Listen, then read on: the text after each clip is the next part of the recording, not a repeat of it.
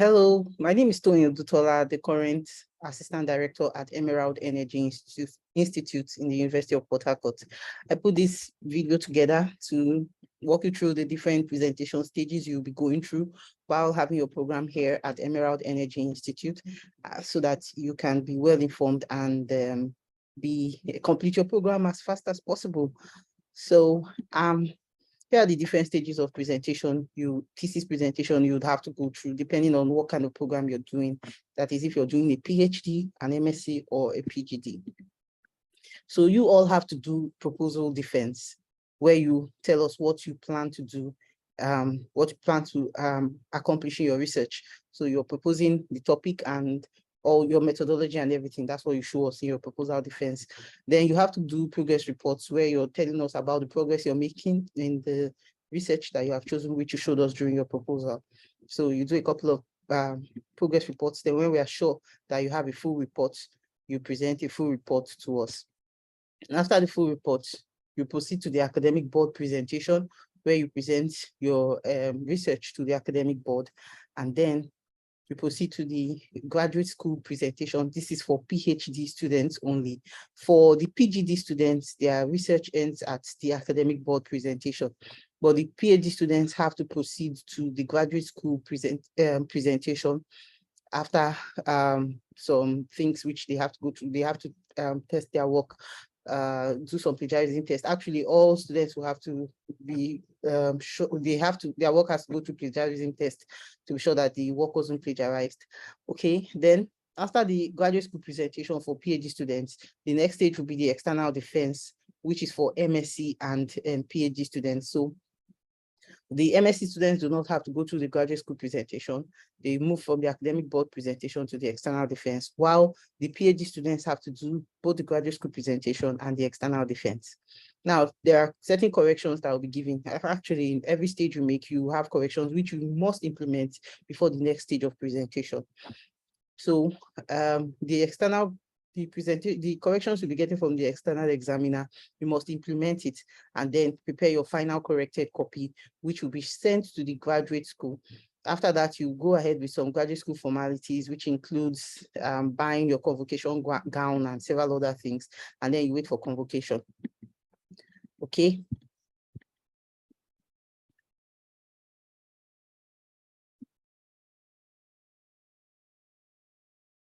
So after now in this particular presentation, I'm going to walk you through the proposal presentation, what we expect to see when you come for your proposal presentation. So during your proposal presentation, you'll be sharing with us your research topic, and you're trying to tell us how possible it is for you to complete this research in the set time and what you'll be needing to complete this research.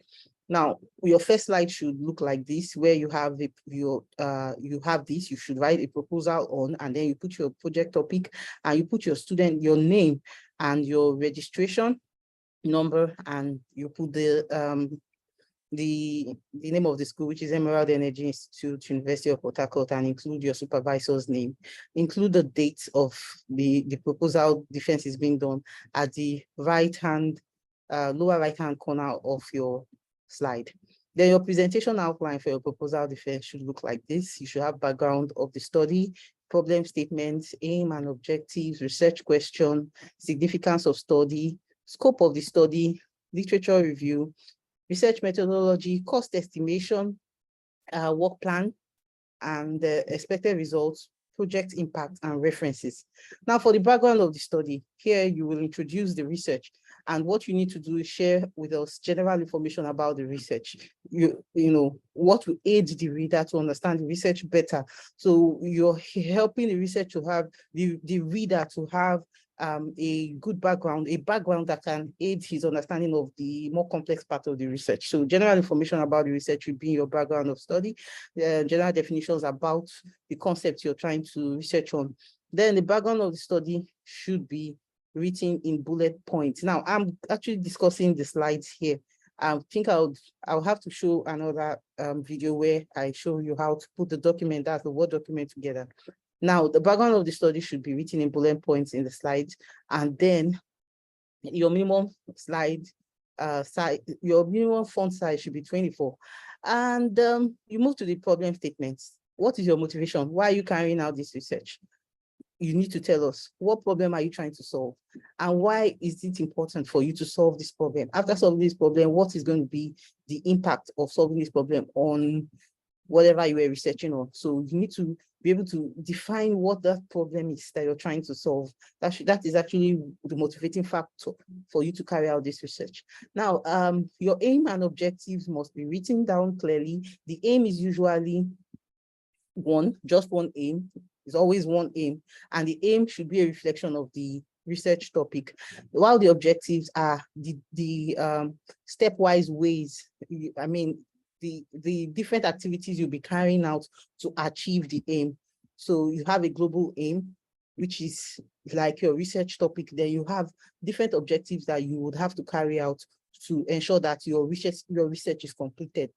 So, and then you need to put down your research questions or hypothesis, and your research questions must align with the objectives. So in case you're having like 3 different objectives, you should have 3 different hypotheses. So your hypothesis or research question 1 should align with your objective 1, and so should your objective 2 align with your research question 2.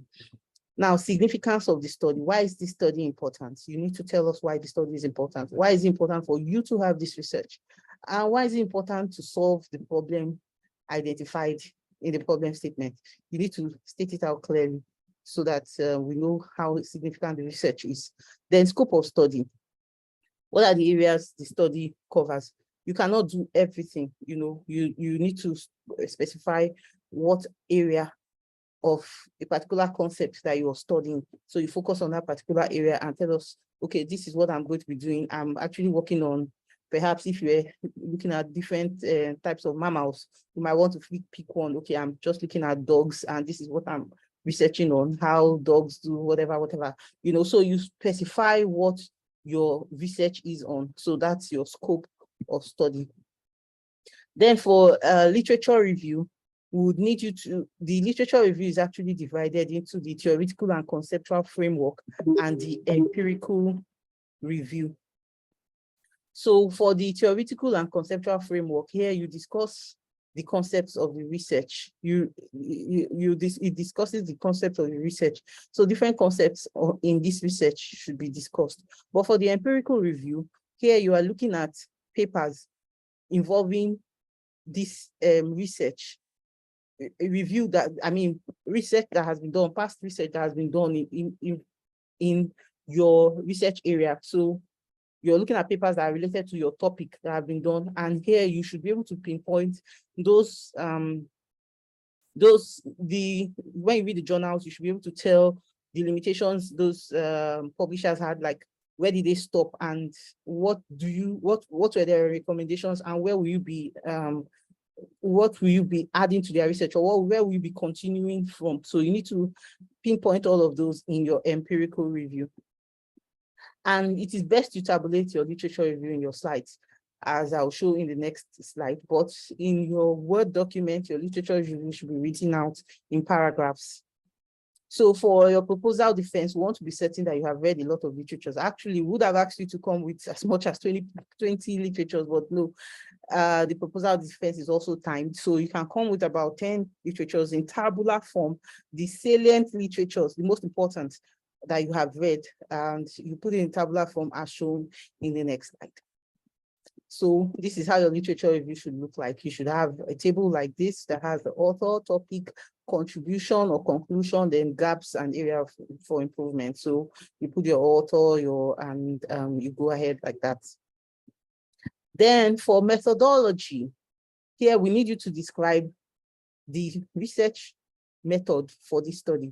Are you going to be doing experiments? Are you going to be using questionnaires? Are you going to be using a simulator? You need to tell us what it is clearly. The softwares to be used should be described. And then you're required to have only one table per slide. You can also have only one figure per slide. You cannot have table and figure in the same slide, and every table and figure that appears on your slide must be explained during the presentation. Then the next will be for you to tell us how much you think this research will cost you. And you can tabulate your expected cost required to complete this project like this, but you might have a better way of tabulating it. So please go ahead and tabulate.